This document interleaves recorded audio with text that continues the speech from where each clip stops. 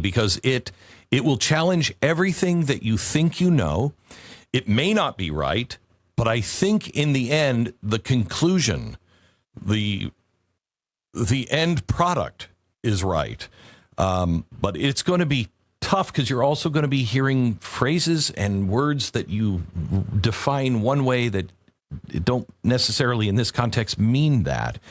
And where it ends is transhumanism. No, where it ends is selling your birthright, which is salvation.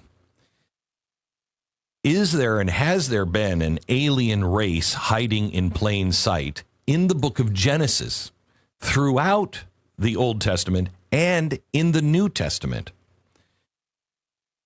Are we going to see a return of the gods? I think we are. And I understand it in a completely different way. Welcome, explorer, teacher, real-life Indiana Jones, and the author of Birthright, The Coming Post-Human Apocalypse and the Usurpation of Adam's Dominion on Earth. Welcome to the podcast, Timothy Alberino.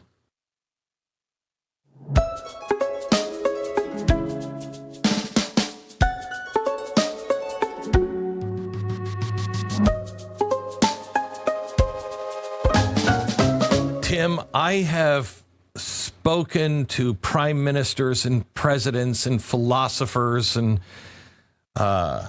religious leaders of all kind. I think I am more intrigued by this next hour than anybody I have ever spoken to. You have led a fascinating life, and I don't know exactly what to think of your theories yet, but they are so worth thinking about. So welcome. Glad you're here.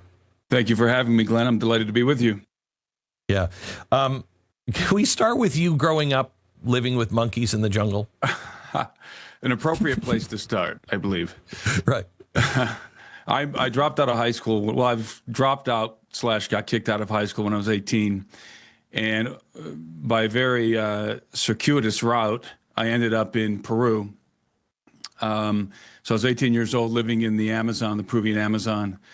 Learning Spanish, and as you said, living with monkeys. I was living on the outskirts of a town, jungle town called Tarapoto in the Amazon basin. And I was adapting to the culture very well. And one day I went down to the market, and in those times it was like an Indiana Jones movie. You walk into the market and they're selling all manner of fauna, all manner of jungle wildlife, jaguars and monkeys and parrots. And it's not that way anymore, but it was back then. And so I purchased a few different species of monkeys and proceeded to live with these animals up in my very primitive dwelling on the outskirts of town. And that's how I got inculcated in Peruvian culture and learned Spanish. Okay. And so when you say you're kind of living this Indiana Jones thing, I mean, didn't you discover an ancient lost civilization? Well, I was back in 2019. I've been doing various expeditions to Peru and elsewhere around the world, especially in Peru. And in 2019, me and my colleague, the renowned Spanish explorer Anselm P. Rambla, we went up into the Andes Mountains and we were looking for a lost Inca city. We had received information of a potential lost city in this particular area in the Andes. And so we mounted a couple of expeditions and we discovered it. And it's a remarkable place. It has not been published yet. It's the locals call it Tauripunku. And we think that it's a significant either Inca or pre-Inca city, perhaps belonging to the Chachapoyas people. We're not sure. But, you know, Peru, there's so much discovery left to be made in Peru. I consider Peru to be the last best place for making discoveries. So talk to me, because this kind of turned your life kind of turned on megaliths. First, explain what a megalith is and how that turned you into where we're going here in a minute. Well, when I was living in Peru, I had an opportunity I lived in Peru for 10 years. I had the opportunity to travel extensively around the country. And this is when I was first confronted with with what are called megaliths. Megaliths are edifices, large edifices that are constructed with stones that are fitted together without the use of any kind of a bonding agent, so without the use of mortar. This is known in archaeology as Cyclopean architectures. And yes, they're referring to the Cyclopes of Greek mythology, because the Greeks The believe... one-eyed giants. Precisely. Because Yeah, okay. the Greeks believe that these gigantic megalithic constructions that are found in Greece as well, throughout Greece, were constructed by the offspring of the gods, the one-eyed Cyclopes, and that this knowledge of megalith building had come from the gods. And in Peru, you have some of the most exquisite Cyclopean architecture on planet Earth. If you go to Cusco, as many people have visited Cusco en route to Machu Picchu, you will see the walls of Sacsayhuaman, which are one of the most impressive megalithic sites on planet Earth. And these are just mammoth walls that are constructed with solid blocks of stone, some of them weighing in excess of 200 tons, fitted together so tightly, the joints are so tight you can't stick a butter knife between them. And in the case of Sacsayhuaman, these are polygonal megalithic stones, which means they have sort of a pillowed look to them, as if they were not entirely hard when they were fitted together. Imagine a bunch of imagine taking pieces of Play-Doh and squishing it together. That's what these walls look like, or clay. And they're magnificent. The walls of Sacsayhuaman are magnificent. And indeed, when the conquistadors arrived to Sacsayhuaman and they beheld these magnificent megalithic walls, they concluded these could not have been made by human beings. They had to have been built by giants or demons or some supernatural power. Many people, in fact, almost everyone is familiar with the legendary Inca site of Machu Picchu. Well, the foundations of Machu Picchu are megalithic. And in the Quechua word for Machu Picchu is Ijampu. And Ijampu means, in Quechua, the abode of the gods. So the Inca themselves believed, and I think this is apparent, the Inca themselves believed that the megaliths were built by the gods, and that they, being the offspring of the gods, were the natural inheritors of the works of the gods. And so they re-inhabited and they rebuilt what they believed was the habitation of the gods. And you can find this, again, the megalithic constructions all over the earth, especially in Peru. Right. So some of the stuff, like, for instance, the stones around the Sphinx that are cut out perfectly, and then moved whole, and they don't know how they were cut out of the rock, out of the ground, right? What's interesting is if you look ahead. at the temples around the Sphinx, yes, there are megalithic constructions in Egypt, and you see the very same Cyclopean technique, as you see all over the earth. So when you look at the walls of Ollantaytambo in Peru, for example, and you see how they took a large block of, in some cases, andesite, in some cases, granite, they take a large block and they fit it into a corner. Now, if you and I are building an edifice with large blocks and we're going to create a corner joint, we're going to either stagger the blocks, like we do with bricks, or we're going to butt the blocks up together to create a nice clean joint. But these builders, these Cyclopean masons, they took the piece of stone and they literally curved it into the corner. They would curve the stone into the corner, which is exceedingly more difficult. They do this at the temple in front of the Sphinx, just like they do in the walls of Ollantaytambo. This is the fingerprint of a ubiquitous knowledge that somebody had a long time ago on planet Earth, because I don't believe that the megaliths in Peru were built by the Inca, and I don't believe that some of the oldest, like the Sphinx, archaeological edifices on the Giza Plateau, for example, were built by the Egyptians. I think we're looking at technology and knowledge that comes from the antediluvian world, the world before the flood. I just want you to stick with this podcast because this is such a wild journey, and it's going to go into places where you're like, that's crazy. But we end up at transhumanism and AI, and I think the Antichrist or mark of the beast. And I don't know exactly what to think of all this, but I think it is so worth your time to listen and to just think this through. Okay, let's start now with, and all we're doing is building a foundation. And when you see when you see what he's built, and then we start really talking about what's happening today, it's going to come together, and you're going to be amazed. Let's start with the sons of God, and let me read this from Genesis. This is Genesis 6, 1 through 5. And it came to pass, when men began to multiply on the face of the earth, the daughters were born unto them. And the sons of God saw the daughters of men, that they were fair, and they took them wives of all which they chose. And the Lord said, My spirit shall not always strive with man, for that he is also flesh, yet his days shall be 120 years. There were giants in the earth in those days, and also after that, when the sons of God came into the daughters of men, and they bore children to them. The same became mighty men, of which were of old, men of renown. And God saw that the wickedness of man was great on the earth, and that every imagination of the thoughts of his heart was only evil continually. Okay. All right. We kind of know this story, but we always bypass the giants part. And the sons of God may be misinterpreted. Can you tell me your look at Genesis and why this is a foundational stone here? Well, the first thing I would note is that you'll notice that no effort is made by the author of Genesis to elucidate the details of this peculiar digression in the Genesis narrative. It's just there.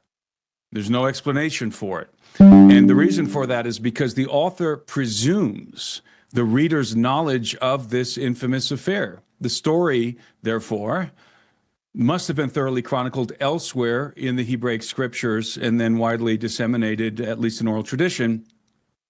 So this is something that was known. The author of Genesis is making reference to this extraordinary event that is clearly very well known to the reader and documented elsewhere. And what is the event? Because I had never heard this before. What is the event? So the event is the sons of God. This term is B'nai Ha Elohim, and it never refers to human agents in the Old Testament. The term sons of God only and exclusively refers to angelic beings, to celestial beings. So we are right out of the gates here. We are not talking about human actors. And there's a theory called the Sons of Seth theory, which posits that the sons of God were just the noble offspring of Adam. And it's ridiculous because this tradition is so well known in ancient Hebrew cosmology.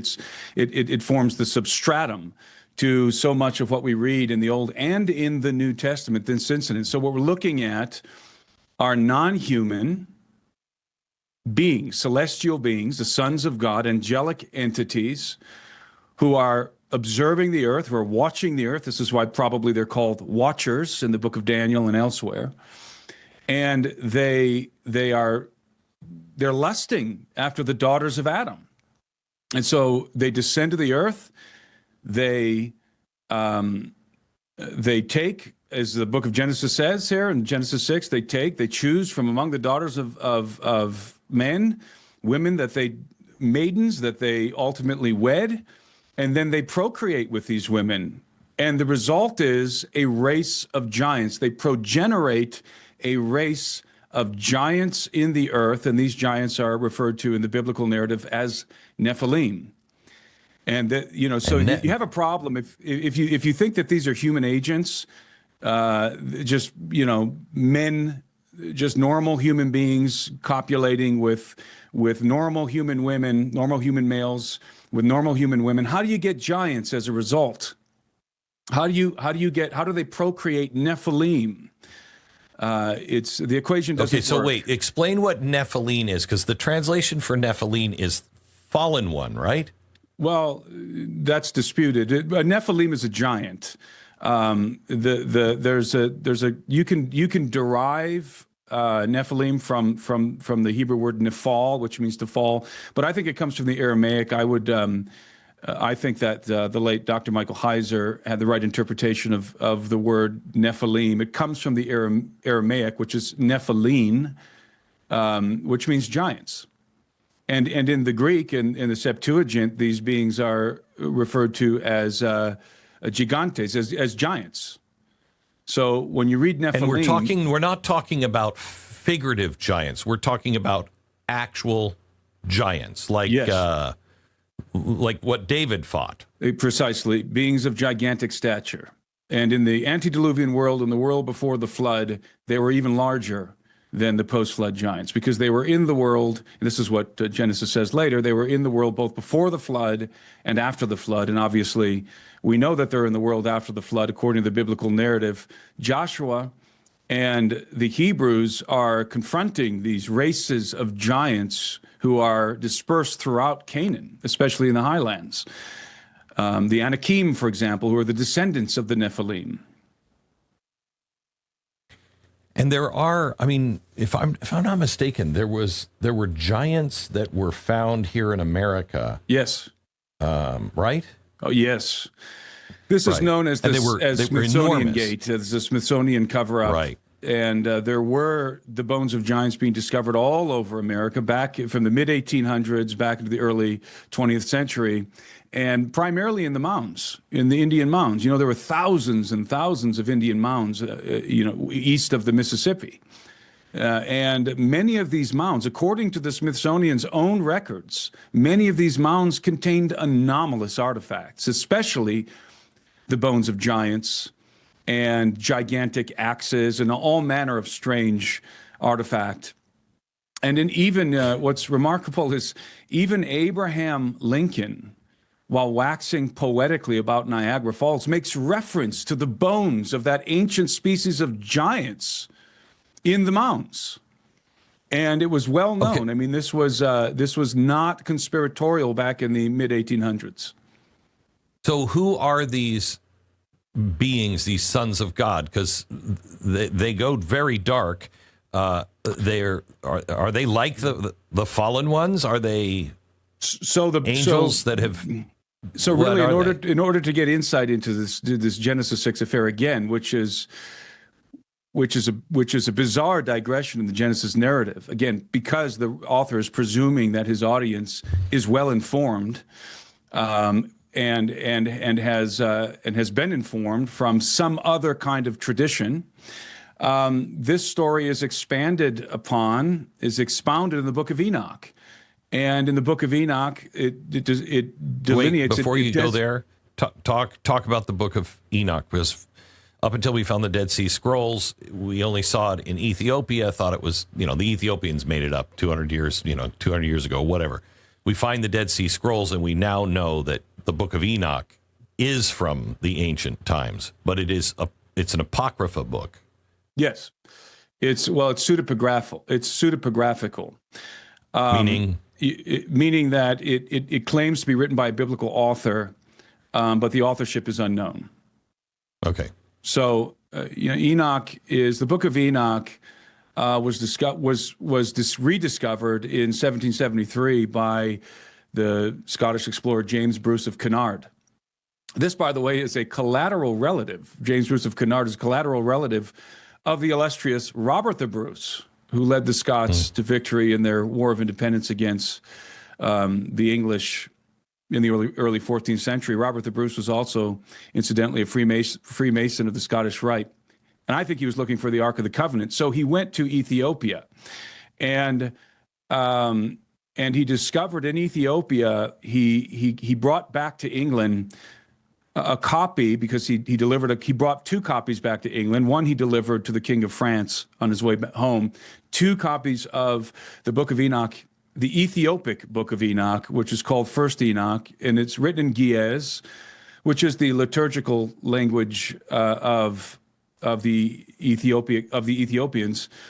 And it turns out that although the Book of Enoch had not been accepted into the canons of the canons of the Jews, the canon of the Jews rather, and the canon of the Christians, it had been inducted into the canons of the Beta Israel Jews and the Orthodox Tawahedo Christians in Ethiopia. So the Book of Enoch disappeared. It all but disappeared from the world in around 500 AD, by about 500 AD. However, it was preserved in Ethiopia by both the Jews and the Christians who, as I said, had inducted it into their canons. So if you were a Christian growing up in Ethiopia, or a Jew, or an Orthodox Jew, Orthodox Christian, or Orthodox Jew, growing up in Ethiopia, you would have had the Book of Enoch, First Enoch, as part of your scriptures. It would have been considered holy writ. And so it was in 1773 that the Book of Enoch became reintroduced into the corpus of extra-biblical texts. And then we had, of course, R.H. Charles, who made a definitive English version back in 1912.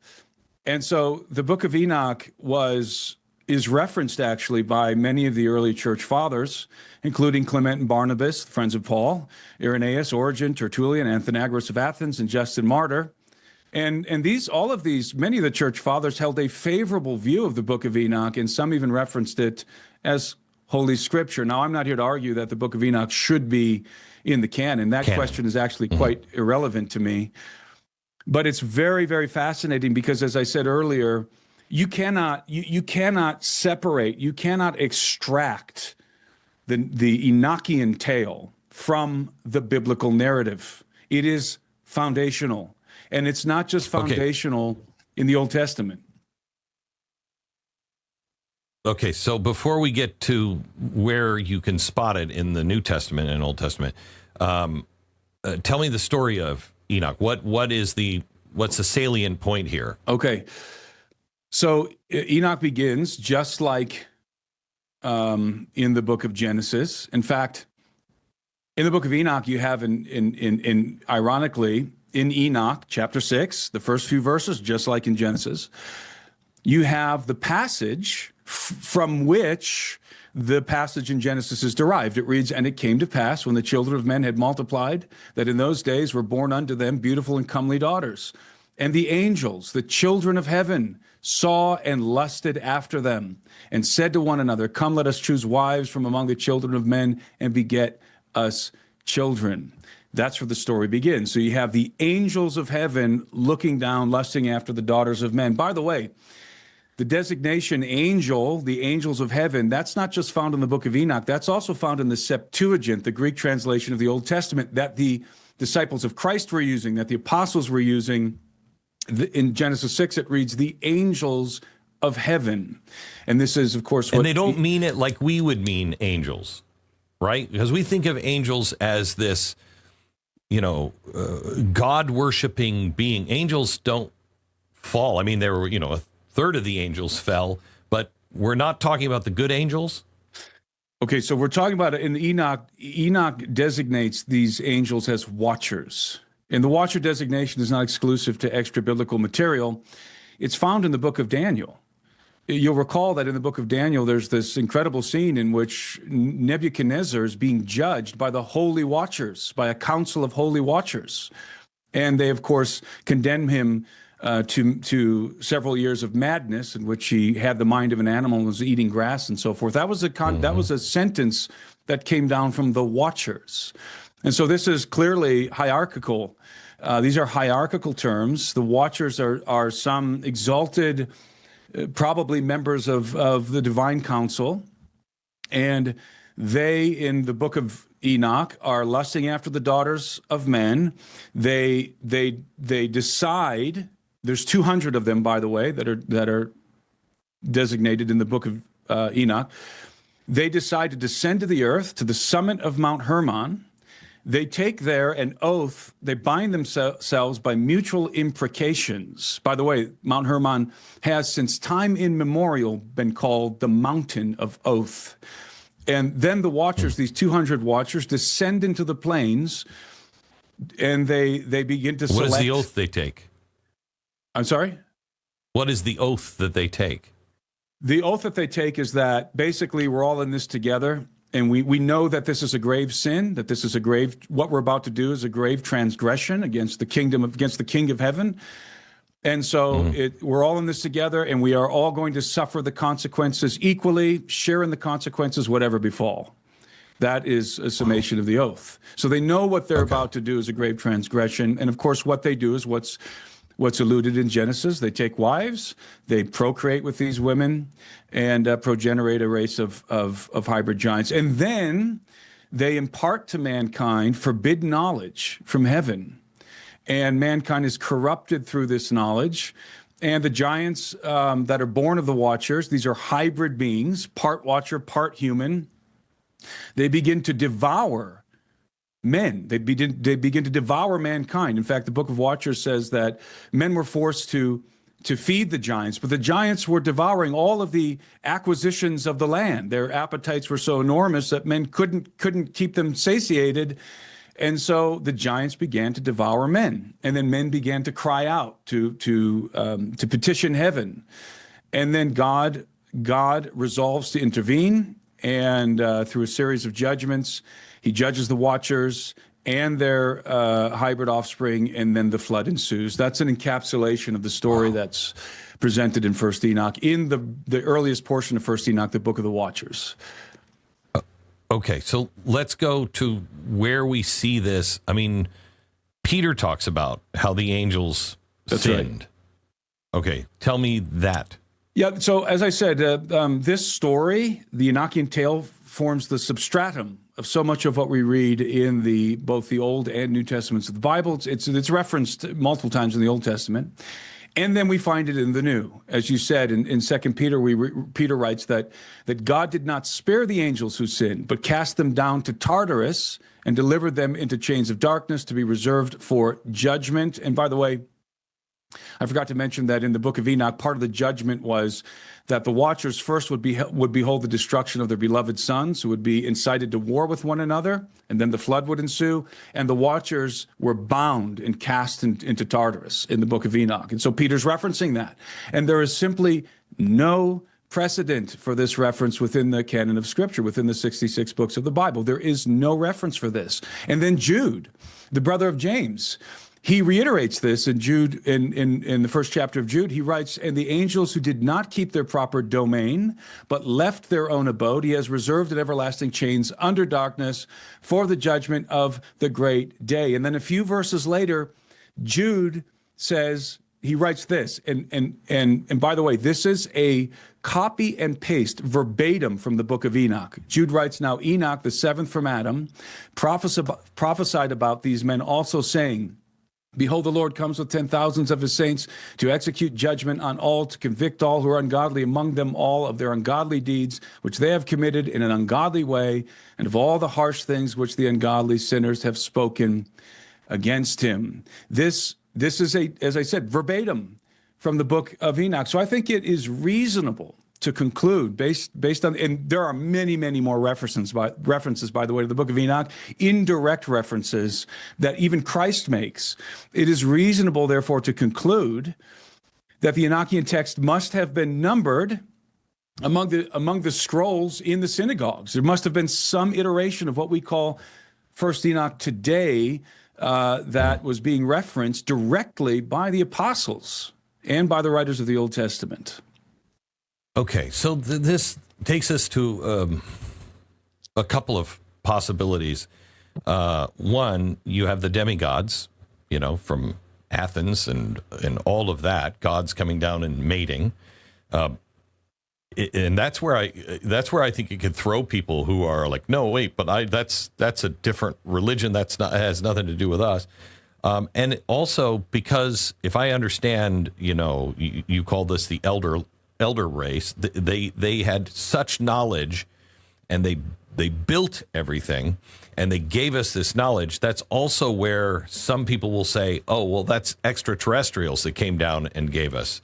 But you're saying, if I'm not mistaken, both the extraterrestrial thing and the demigods thing, it is Enoch. It's this. It is a integral part of Hebrew cosmology. This is what the Hebrews believed. Now we've partly because of Augustine, we have forgotten this narrative. We've read it out of the biblical narrative. We've had a view of the antediluvian world that is quite incomplete and in many senses inaccurate. The ancient Hebrews clearly believed that these, and I'm going to call them extraterrestrial beings because that's precisely what they are, descended to the earth in the days of the pre-flood patriarchs. And this general narrative is ubiquitous among the primary cultures, the primary early civilizations on planet Earth. They all believe that this happened. Of course, they all have different theological perspectives on it. I mean, the ancient Egyptians referred to this as Zeptepi, the first time when the gods descended to the earth and cohabitated and commingled themselves with the daughters of men, and that these were the civilizing gods of the Mesopotamians. These were the sages, the Apkallu sages in the Mesopotamian mythologies. You find this all over the world. As I said, in every primary culture, you have this story. And the biblical narrative is no exception. And so, we read, for example, in the book of Job, that in reference to these being extraterrestrial beings, we read in the book of Job that the sons of God shouted for joy and the morning stars sang together when God was laying the foundations of planet Earth. So what we have here is a pre-existent race of exalted beings who are not human, and the biblical narrative is no exception. And so, we read, for example, in the book of Job, that in reference to these being extraterrestrial beings, we read in the book of Job that the sons of God shouted for joy and the morning stars sang together when God was laying the foundations of planet Earth. So what we have here is a pre-existent race of exalted beings who are not human, who are in the picture, who are in the story before the foundations of the earth are laid, and certainly before the creation of Adam. And these beings, their provenance is not planet Earth, very clearly. They come from elsewhere in the cosmos. So the term extraterrestrial simply defines a being whose provenance, whose origin is not planet Earth. That's all it means. And so I believe but wait. If these are angels, then they would have come from a spirit world. You're saying that they're not that? They're actual, they came from another planet? I'm saying that it doesn't really matter where they come from. If their provenance is not planet Earth, they are by definition extraterrestrial. And so I think we get hung up on some of these terms, but the reality is that the Bible defines them as such, not using that kind of terminology, but the idea, the concept is certainly apparent in the biblical narrative. And I believe that the angels are very much like us, and indeed we are very much like them. In fact, I believe that the human species, that mankind was created to be the younger sibling in the family of God, and that we have elder siblings, and that's why they're referred to as the sons of God. Indeed, if you look at the genealogy of Jesus of Nazareth, it goes all the way, through David, through Abraham, all the way back into the pre-flood world, through Noah, all the way back to Adam, who is designated as the son of God. These are familial terms, and these familial terms are not incidental; they're consequential. And the idea here is that there's a family, and that's part of what the gospel of Christ is. It's the restoration of the family of God. Jesus brings us back into the Father's house, and we become the sons of God again. In the words of Christ, being sons of the resurrection. So the idea here is that there is a family, God has a family, and that there's elder siblings in this family, the sons of God who pre-exist mankind, and then Adam and his offspring were created to be the younger siblings in this family. But of course, we know the story. The tragedy is that we were divorced, sundered from that family because of sin. and now are in a state, the human condition, which is sin and death. So explain the golden age. What is the golden age? Okay, so the golden age is Zep Tepi. It's that time that in the antediluvian world when the gods descended to the earth and cohabitated with the human species and imparted knowledge to them. This is what's referred to as the golden age. The term golden age comes from the Greeks, but the concept, as I said, is ubiquitous all over the world. And this is the time in which I believe that the megaliths were constructed, and it's a time when giants were roaming the earth, and these beings, these non-human celestial beings, were, as I said, cohabitating the earth with mankind. And this is, again, the Romans believed it, the Greeks believed it, the ancient Egyptians believed it, the Mesopotamians believed it, every primary ancient civilization. And the golden race would have been the giants mixing with the actual humans.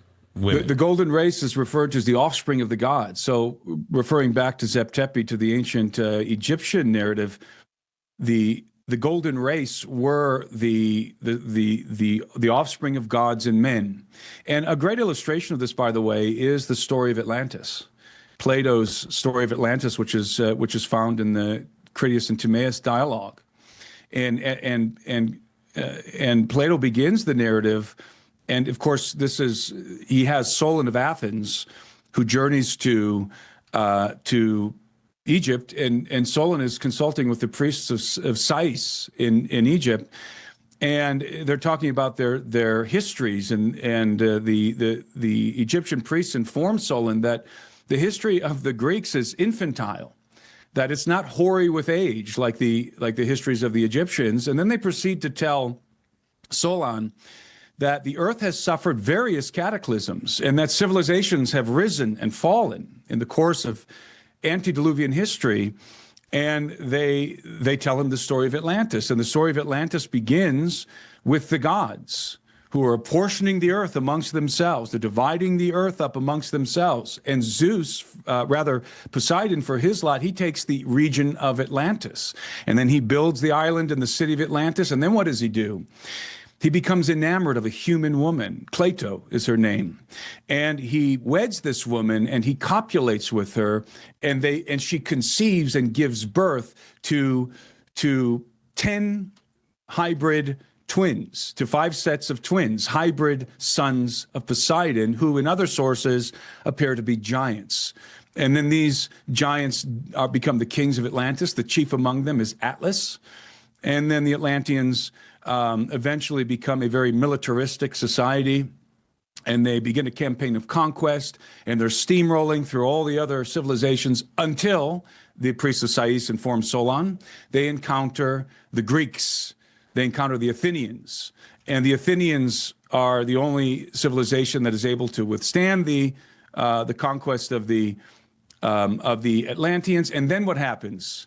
Cataclysm ensues. There's a great cataclysm. It's a flood, and Atlantis is destroyed in a day and a night. And not just Atlantis, the entire world is destroyed in a cataclysm. And this is just one illustration. The story of Atlantis is, in many ways, an allegory of the antediluvian world. And I think, and again, this story, I believe, the origin of this story is the Enochian tale, which I would contend is one of the oldest, if not the oldest, stories in the annals of human history. Okay, so this race of people, if you will, starts with the giants who come down and they know they're doing evil. They know they're doing wrong. But then they create this, what sounds like kind of a utopian sort of world. And then they're the reason why things go so wrong that God has to get Noah to wipe everybody out. So in the Hebrew perception of the Golden Age is quite unique, because all of the pagan cultures all view as you rightly say, all view the golden age as a utopian paradise. That's why they call it the golden age. The Hebrews, however, view it as a dystopia, as a nightmarish dystopia in which the knowledge of the watchers corrupts mankind and their offspring are exceedingly evil and cannibalistic and introduce into the world a bloodlust that had not that was not previously apparent. And the watchers lead mankind into idolatry. And this is the source for, this is the sin of the watchers. This is the sin of the angels, again, that Peter and Jude are referencing. And this results in the judgment of the flood, the judgment of the cataclysm that ensues on planet Earth and destroys the old world, annihilates what I describe as the empire of the gods, of the watchers and their offspring, and washes the earth, cleanses the earth of their abominable seed. And remember that in Genesis it says that the whole earth, that all flesh had corrupted its way on the earth, that all flesh was corrupted. And this corruption in the ancient Hebraic cosmological perspective was wrought by the watchers. It's referencing, by the way, a genetic corruption. And so God sent the flood to wipe the slate clean, so to speak. This is where it becomes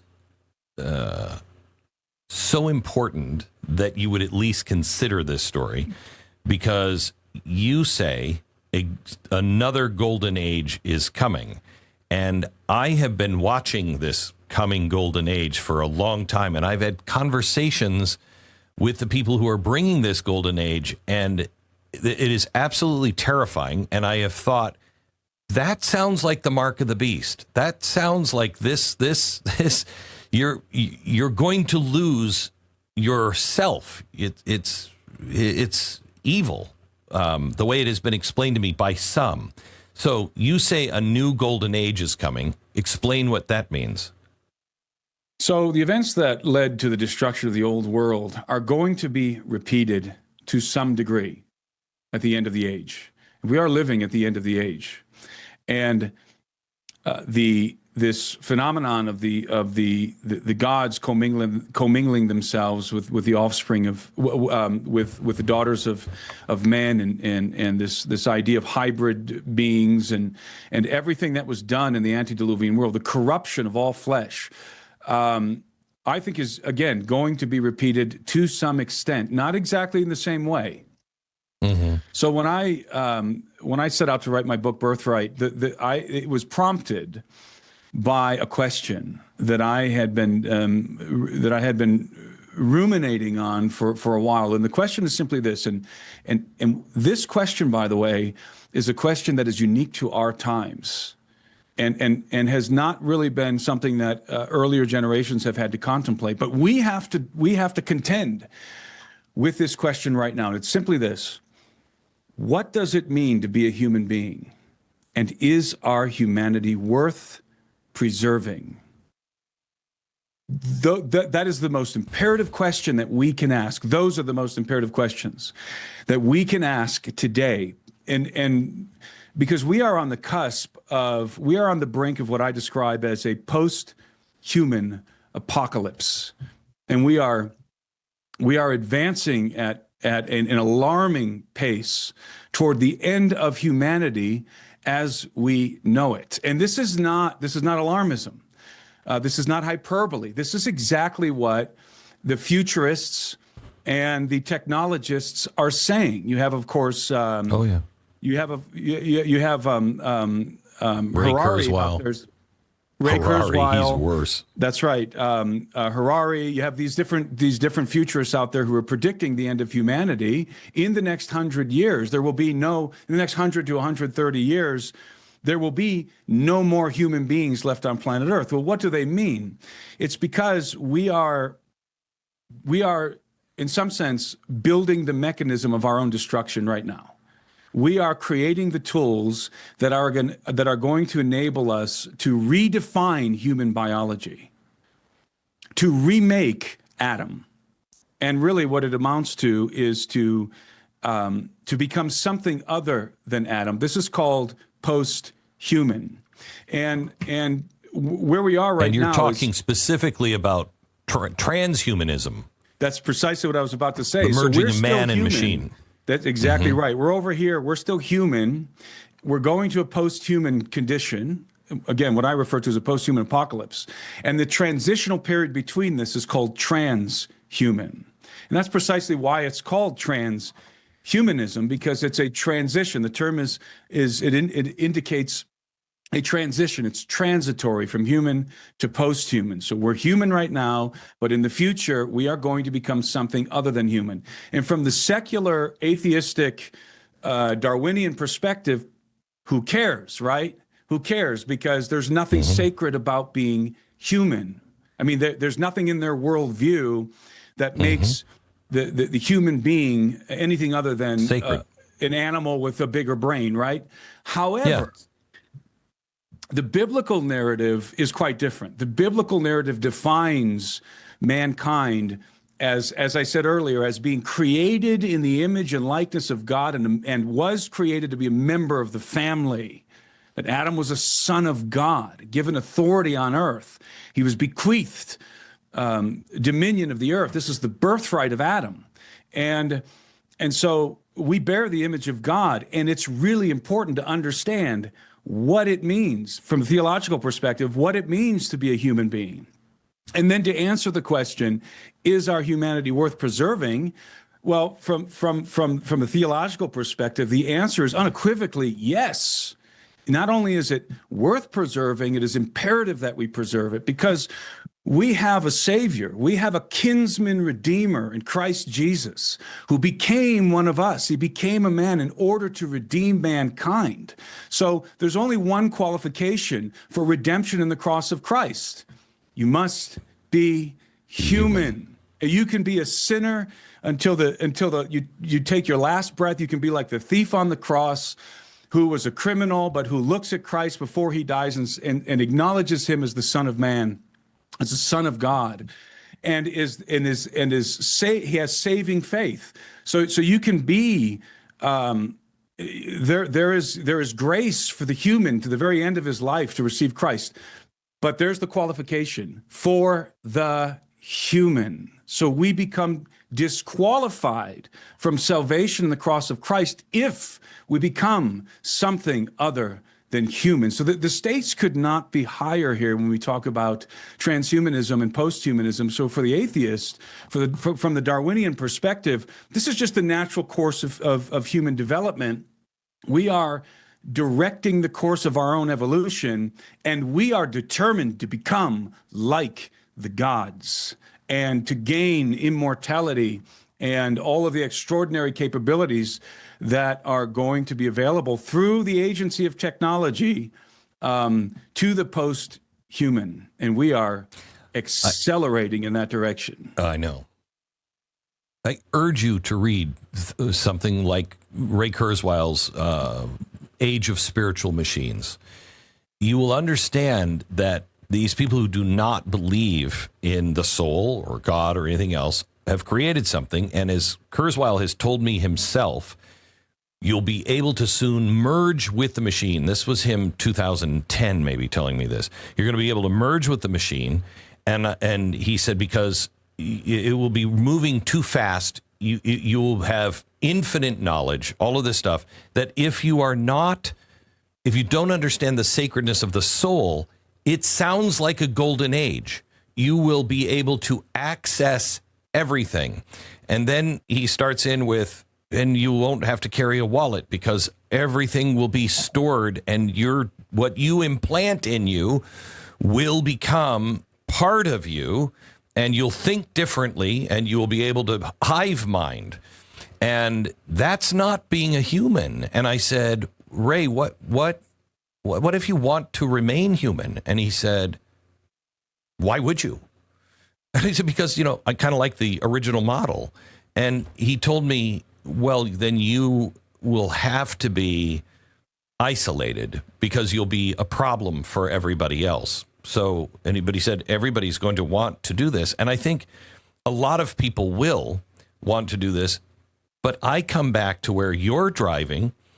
That, when you read about taking the mark of the beast, there is no salvation for you. Once you take it, it's over.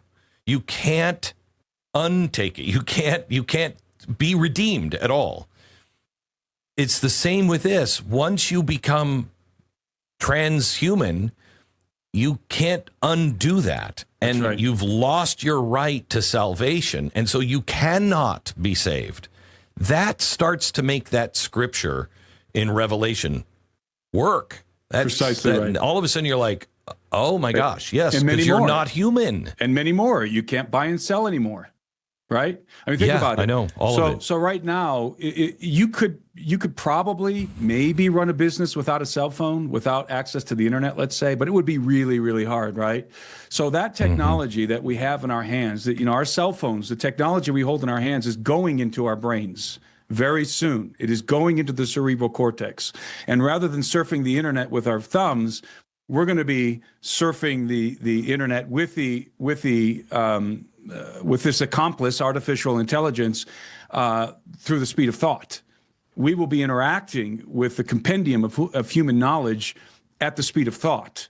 As soon as this technology, as soon as we merge with the machines and also with artificial intelligence.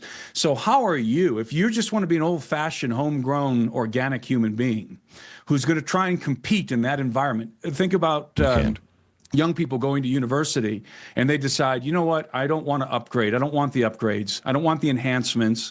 I don't want to put the technology into my biology. I don't want to, I don't want the chip in my cerebral cortex. How is that person going to compete with all of the transhuman, with all of the transhuman students who are accessing the compendium of human information at the speed of thought? It would be as if you are walking into a room and there's one person there that has an IQ of 20. Precisely right. They can't function. I can't have a conversation with you. I can't do anything. That's right. Because you have an IQ of 20. And that was Ray's point. Nobody wants that. Everybody wants it.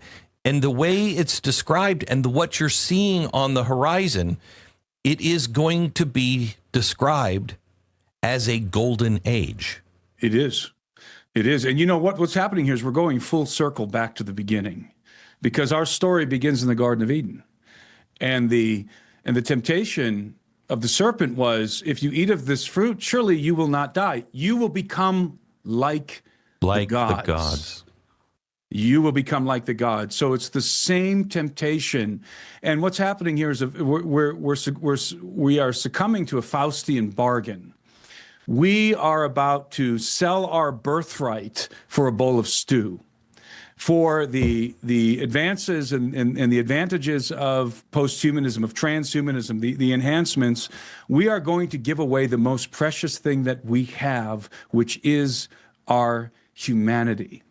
And that's why, and you can see the slow march, you can see the cunning of the serpent, how the ground has been laid for this eventuality, that the human being has been degraded. It started with Darwin, and then it progressed from there. The gradual erosion of human worth, and not like not worth as an individual, but worth as a species. If you're just a product of evolution, if you're just the cousin of a monkey, then there are no guardrails. There are no guardrails. Yeah. Who cares? It doesn't mean anything to be a human being, and there's no reason whatsoever to preserve our humanity. This is where the gospel of Christ is so important, especially for Christians to anchor themselves in the gospel of Christ. Because, as I said, Jesus is a kinsman redeemer who became a man to redeem mankind. And so I'm stressing whenever I get the opportunity to talk to young people that you need to understand the worth of your humanity. The worth of your humanity, and don't be beguiled into exchanging it, into selling your birthright for a bowl of stew, for life extension, and for all of the extraordinary capabilities that are going to become available. We are living right now in what technologists and futurists call the hybrid age. And the reason why they describe this as the hybrid age is because in the past you have various streams of technology that were being independently developed. You had these are the famous GRIN technologies. For example, you had genetics, robotics, artificial intelligence, and nanotechnology. Those are the four big ones. And they're being developed, each one of them as a separate stream. But today, in our time, these streams are coalescing. They're coming together. And so you now have, for example, you can take artificial intelligence. You could take artificial intelligence and insert it into a Tesla robot. And now you have an autonomous robotic being, which in the future is going to be, by the way, policing our streets, fighting our wars. This goes for genetics, for nanotechnology. We haven't even yet entered into the genetic revolution. That's coming. By the way, there's a book. I don't know if you've read the book. Trying to remember the name of the woman who wrote the book. It's called Countdown, and she predicts in the book that the sperm count of males in the West is going to 0 by 2045. In other words, we're reaching the end of our genetic rope, and lo and behold, what are we developing right now? Artificial wombs. And we are perfecting in vitro fertilization. We're reaching the end of our genetic rope, and the only way that the human species is going to be able to continue to breed, to populate, is through artificial wombs in the future. We're already, the constructs, the framework of this post-human, again, apocalypse, not utopia, apocalypse, is being constructed right in front of our eyes. Is there a line that you have in your mind? Is there I'll do this, but I won't do that? I mean, that's a very good question. That's the scary part of this. Is it's such a slippery slope. It's such a blurry line at the beginning that you don't exactly know. It'll be easier to spot in 10 years, 15 years. Right now, today, in the next 5 years, it's going to be really slippery and hard. Yes, it will, especially for our kids and our grandkids. Right. So, yeah, I have some guardrails. So, you have to talk about each one of these technologies separately, which we don't have time for. But let's talk about genetic technology. So right now, we have very effective genetic technologies that we're developing and improving. For example, we have gene therapy. Gene therapy is if I have a gene that's mutated and it's causing cancer, it's causing some other genetic disorder. You can take that same gene from another human genome, and that's the key, from another human genome that has the correct code that's not mutated, and you can take it and splice it into my genome and correct the code, right? That's human to human genetic modification. I've got no problem with that because it's human to human. We're not altering the genetic matrix of the human species that God designed. But once we start going beyond that, once we start doing one of two things, creating new sequences or integrating sequences from other kinds of creatures, then we're crossing that species barrier. We are now entering into cross-species genetics, which, by the way, is explicitly prohibited in the Bible. So cross-species genetics, this is one of the great sins of the Watchers, by the way. They engaged in miscegenation, the mixing of species. And so that's a clear guardrail to me. Human to human gene therapy, gene modification, I'm fine with. But as soon as you cross the species barrier or you start creating new information to insert into the human genome, you have transgressed the order of creation. Yes. I have to tell you, I don't know, because I haven't read everything that you have read, but I am going to be reading a lot of your work. But I think your conclusion at the end is absolutely solid. I feel it. I feel we are in the end of days. I mean, even Elon Musk says, there won't be I got to get to Mars because there won't be humans left on Earth. And yet he's doing the transhumanism thing himself. But the signs are all here. We just have to be awake enough. And I think the story that you have just told, which I have a lot of homework to do on, but the story you've just told gives us the pattern of what to look for and the pattern that is coming. And I think you're right. Thank you for all of the hard work. You know what? I don't think if you would have stayed in school and gone to university, I don't think you would have had this. You wouldn't have gotten here because you would have been thinking in the box. I think that's right. Yeah. Thank you so much. God bless. Well, thank you. I hope we can talk again. It was my pleasure, of course.